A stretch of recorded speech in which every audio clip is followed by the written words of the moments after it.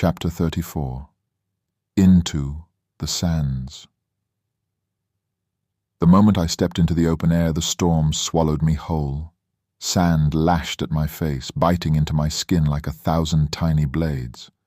The winds roared with a ferocity that made the very earth feel alive, writhing, screaming. My cloak snapped violently behind me, a hindrance more than a shield, but I dared not abandon it. Even the smallest defense mattered here. The horse beneath me, an old bay with the stamina I trusted, snorted and pawed the ground, unsettled. I tightened the reins, murmuring steadying words into the chaos, though the wind shredded them before they even reached his ears. His muscles trembled against my legs, but he obeyed, moving forward, step by agonizing step. Visibility was almost non-existent. The world was reduced to shifting shadows and the endless rasp of sand in my ears. I could scarcely tell sky from ground, horizon from illusion. My eyes watered, stung, and I used my sleeve to shield them, but still the grit burrowed into every crevice of my skin, my lungs, my mind. Each breath was labor, sand scouring my throat until I could taste blood. I pressed forward. With every gust that threatened to topple me from the saddle, I reminded myself what awaited if I faltered. Zafira, in the hands of a man who saw her not as the fierce, radiant woman she was, but as a vessel to fill, a pawn to discard. My gut twisted with bile at the thought. If I turned back now, if I let this storm beat me into the ground, that fate would become reality. The horse trudged on, head bowed low against the current. I could feel his exhaustion already, the strain in every step.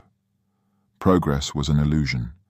The desert stretched unchanging in every direction, swallowed whole by the shifting wall of dust.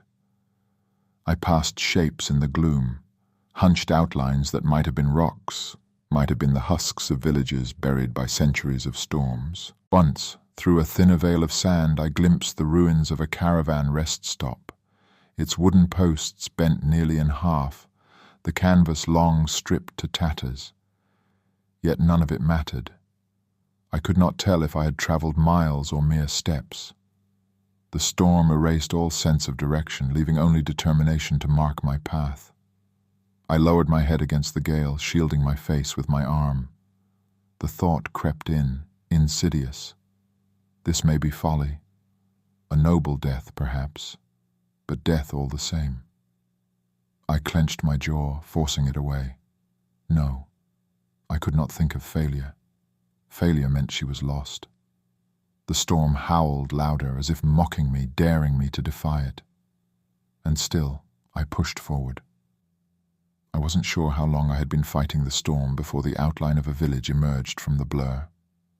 Relief and suspicion battled within me. Civilization could mean refuge, or it could mean danger. The horse was spent, lathered in sweat and trembling with every step.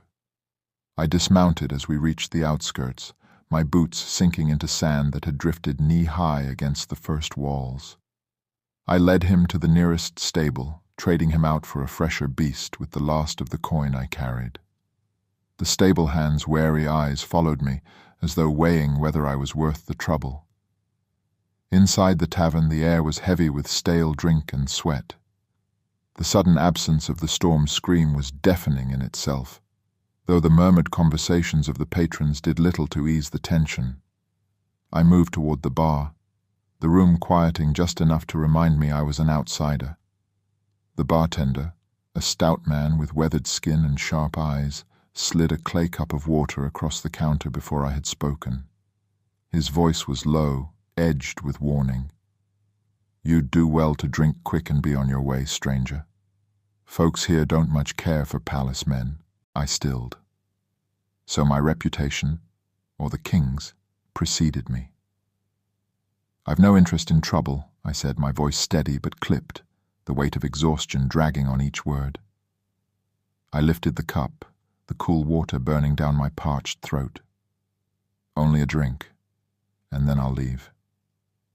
The bartender gave a small nod, but his eyes flicked past me, toward a shadowed corner. I followed the motion, my gaze landing on a group of men watching me too intently. Scarred faces, sunburnt skin, hands that strayed too close to knives at their belts.